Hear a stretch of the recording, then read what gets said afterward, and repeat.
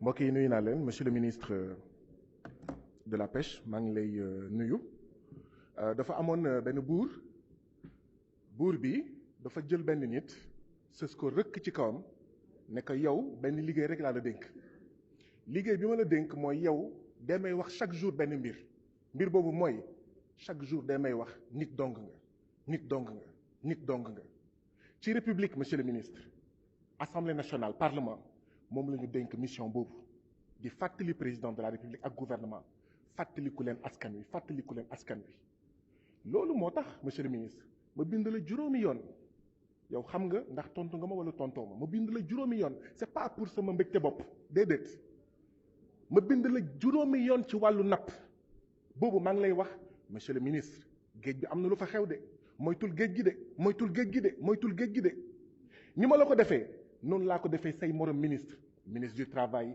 ministre de l'enseignement supérieur naan leen moytu leen am na luy ñëw ba tey jii nii suñu doom yi ñu ngi dee ci géej gi monsieur le ministre vous êtes le premier responsable de la mort de nos enfants dans la mer c'est vous qui les avez tués vous avec les membres du gouvernement vous avec le président de la République Macky Sall d'abord parce que da ngeen wanteer géej gi mooy jël jën gi ci loxo suñu nappkat yi jël jën yi ci loxo suñu femme transformatrice ak mareyeurs yi jox ko bateau tubaab yi bateau russe yi bateau chinois yi ñaareel bi mooy mais le bateau qui permet à l'ISRA de faire des évaluations pour xool où en est l'état des ressources depuis 2016 mu ngi panne parce que ça ne vous intéresse pas waxal askan wi ne dafa am benn bateau boo xam ne moom la ñuy defee évaluation pour xool jën yi fu mu toll ci géej gi ndax bëri na ndax tuuti na ndax le seuil est critique ou pas bateau boobu mu ngi panne depuis 2016 ndax benn pompe buy jar 15 millions une pompe qui coûte 15 millions le bateau Itaf Dem depuis 2016 est en panne ça ne vous intéresse pas parce que weer bu nekk yaa ngi jot payoor le salaire des pêcheurs mooy géej gisatuñu jën gisatuñu dara ndax lan wanteer bi ngeen wanteer géej bi et le refus de contrôler au lieu ngeen surveiller les bateaux de l'Union européenne ngeen di surveiller ay Ousmane Sonko di surveiller ay membres Pastef ce qu'on vous demande c'est de surveiller les poissons vous riez jaune en réalité mais vous devriez avoir honte de rire monsieur le ministre parce que vous n'avez pas fait votre job. C'est à cause de vous que les femmes transformatrices n'ont plus de poissons à transformer. C'est à cause de vous que les mareyeurs ne voient plus de poissons. Yéen a tax les pêcheurs se sont transformés en convoyeurs parce que gisatuñu jën. dañuy daw une semaine 10 jours ñuy lakk essence te duñu gis dara ndax lan ndax yéen. Monsieur le ministre des Finances, il y a 4 décrets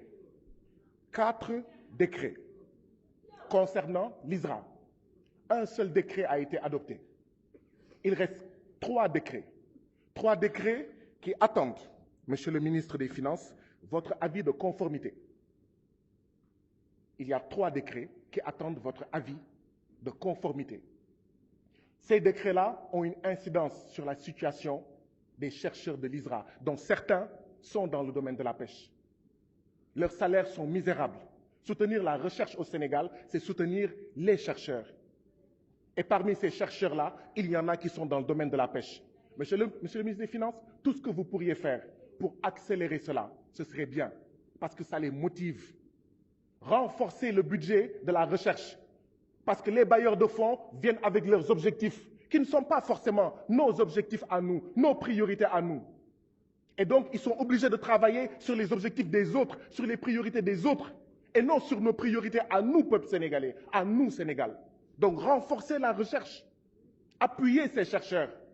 Ils sont bons, ils sont excellents, ils sont sortis des mêmes écoles que vous, et ils sont capables de choses extraordinaires. Mais aujourd'hui, même leurs tables, leurs ordinateurs dépendent des projets. S'ils n'ont pas de projet avec des bailleurs extérieurs, ils n'ont rien. Mbokk yi 2024, Ousmane Sonko, 5e président de la République du Sénégal. Nous allons casser les accords de pêche. Merci beaucoup, honorable Guy Marius Sagna. Donc c'est l'honorable Mame Diarra Fam qui a la parole. Mame Diarra Fam, pour 4 minutes. Se prépare l'honorable Sanou John pour 5 minutes. Voilà, je vous remercie, chers collègues.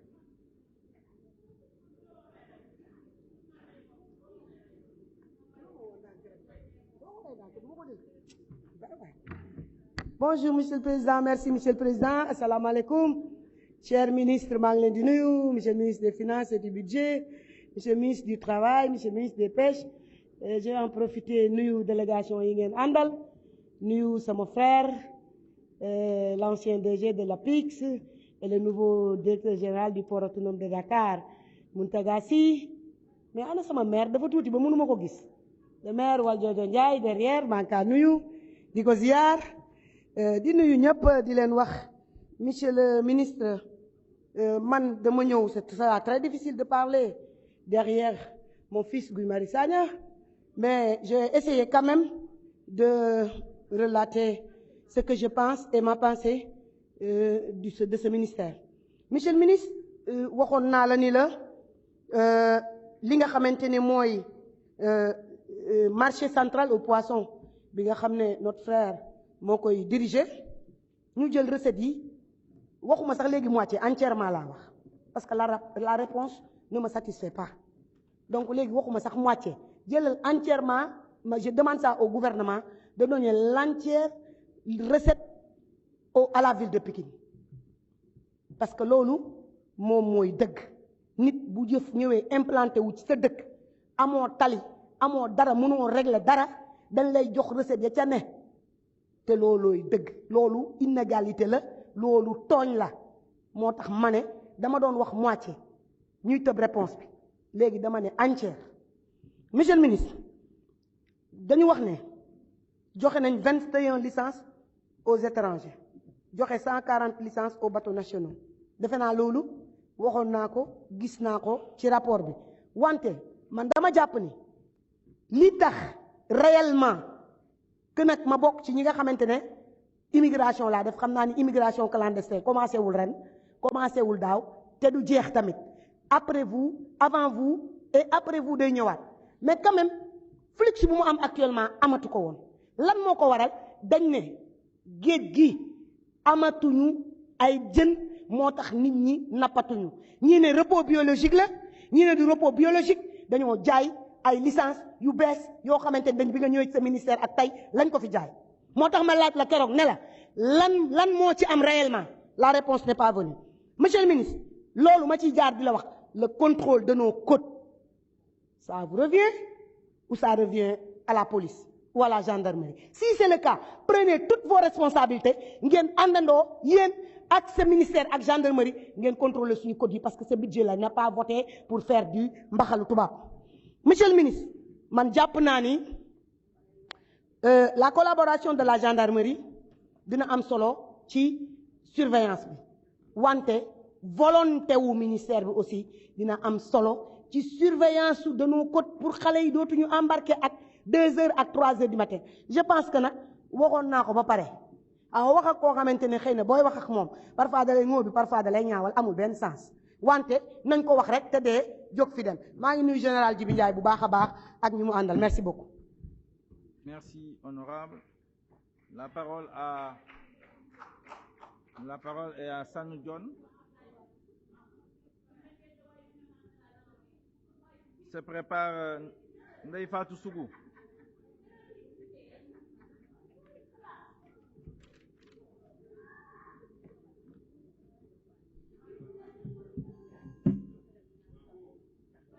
Assalamu alaikum, Monsieur le Président, Monsieur le ministre du Travail et des Finances, Monsieur le ministre de la Pêche, maa ngi lay nuyu di la gërëm di la féliciter une fois de plus.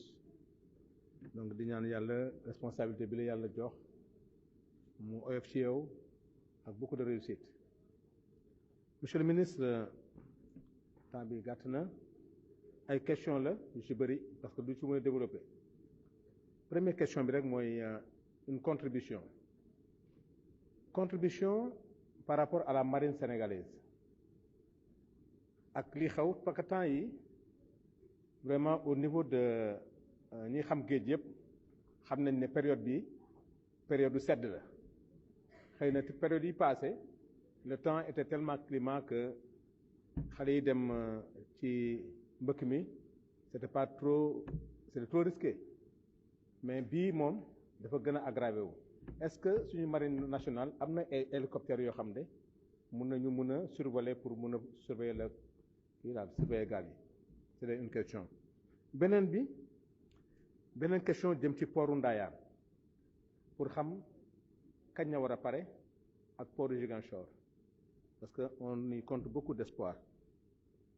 beneen bi lu jëm ci thon gis naa ne tubaab yi bëgg nañ trop thon te dans le cadre des projets des cantines scolaires defe naa ne buñ ci liggéeyee doon na mun a aider dans le cadre de notre politique des cantines scolaires au niveau des établissements scolaires donc ñu xool naka nañ ci mën a. beneen bi remercier le président de la commission vous remercier par rapport à visite bi ñu def port c'est bien hein?